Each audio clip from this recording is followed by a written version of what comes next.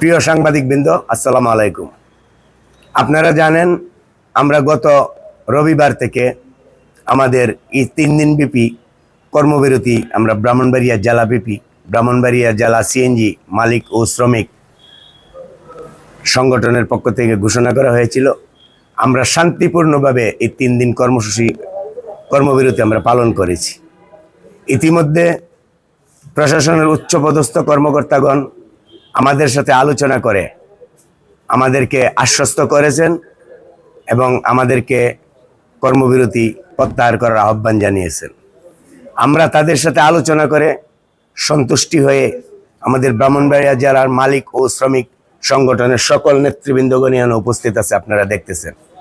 আমাদের সাথে এই মুহূর্তে আলোচনা করে তাদের সর্বসম্মতিক্রমে যে সিদ্ধান্ত জানিয়েছে, আমরা এই সিদ্ধান্তে সন্তুষ্টি লাভ করেছি, আমরা আনন্দিত। আমরা আগামীকাল থেকে পূর্বের নেই শান্তিপূর্ণভাবে সুশৃঙ্খলভাবে আমাদের সিএনজিগুলি পূর্বের নেই সুন্দরভাবে চলাচল করিবে। আমরাও প্রশাসনকে সহযোগিতা করার আশ্বস্ত করেছি। আমরা পূর্বের নেই গাড়িগুলা শান্তিপূর্ণভাবে চলাচল করব।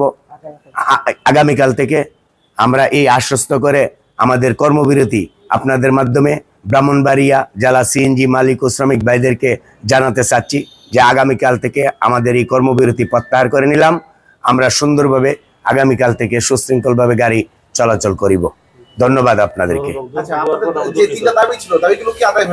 জি, আমাদের দাবিগুলি মোটামুটি তারা যেই প্রশাসন আমাদেরকে যে আলোচনার মাধ্যমে আমরা যতটুকু বুঝতে পারলাম বা তাদের কাছ থেকে আমরা যা জানতে পারলাম, আমাদের দাবিগুলি ইনশাল্লাহ পুরোপুরিভাবে যথাক্রমে ওনারা আলোচনার মাধ্যমে সমস্যাগুলো সমাধান করে দিবে আইনি প্রক্রিয়ার মধ্যে।